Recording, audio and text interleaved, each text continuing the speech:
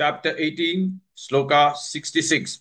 Sarvadharman parityajya, Sarvadharman parityajya, Sarvadharman parityajya, Mamekam sharanam vraja, Mamekam sharanam vraja, Mamekam sharanam vraja, Sarvadharman parityajya, Mamekam sharanam vraja, सर्वधर्मान् परित्यज्य मामेकं शरणं व्रज सर्वधर्मान् परित्यज्य मामेकं शरणं व्रज सर्वधर्मान् परित्यज्य मामेकं शरणं व्रज सर्वधर्मान् परित्यज्य मामेकं शरणं व्रज अहं त्वा सर्वपापेभ्यः अहं त्वा सर्वपापेभ्यः अहं त्वा सर्वपापेभ्यः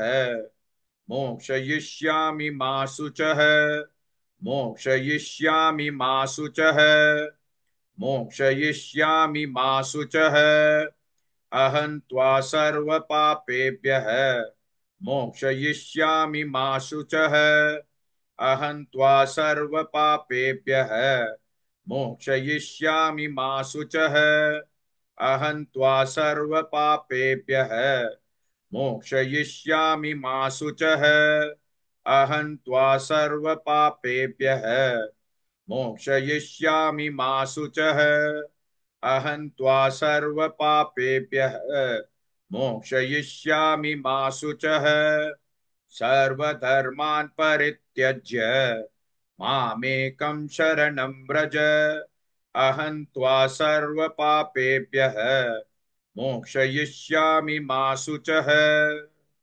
Please like and share this video because you could be instrumental in helping someone around the world recite the Srimad Bhagavad Gita, thereby helping them to have a life of unending opulence, victory and prosperity.